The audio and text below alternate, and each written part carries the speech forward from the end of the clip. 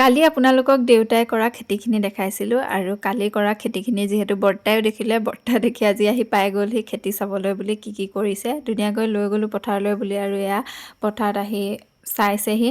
তাৰপিছত আকৌ ধান দোৱা তালৈও যাব হেনো। পূৰা আজি দিনটো তেওঁ পথাৰত লাগিম বুলি আহিছে।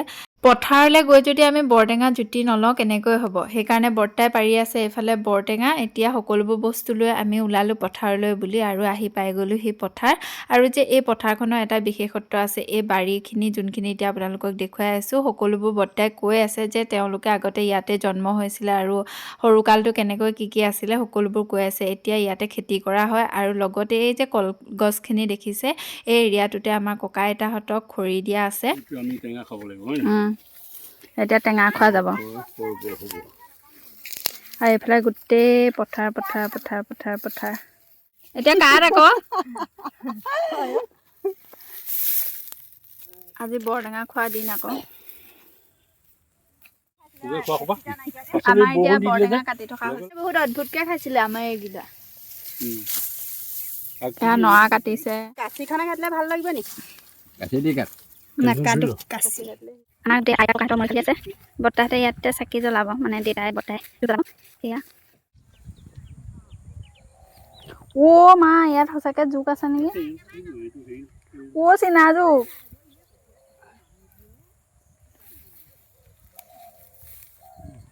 জোক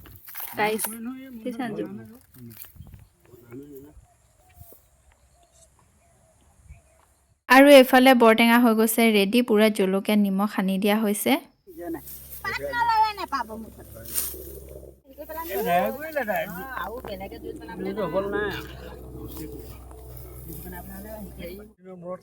পথাৰত ৰবাব টেঙা খোৱা হ'ল আজি।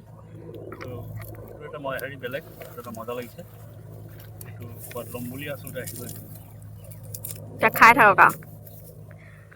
খাই থাকক আৰু বোলো। খাম এডালে মানে খাই দেখা নৰাৰ হেৰি মই লৈ আহিম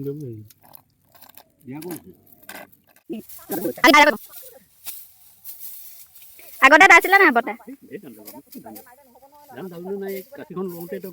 পালো, সেইকাৰণেতো সুধিছো।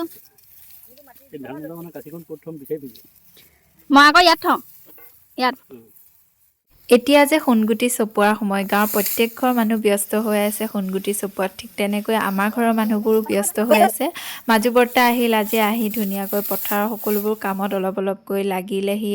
তেওঁ পুৰণি দিনৰ সকলোবোৰ স্মৃতি ৰোমন্থন কৰিলে আৰু আজি এনেকৈ আমি দিনটো সকলোৱে পাৰ কৰিলোঁ। বহুত বেছি ভাল লাগিলে।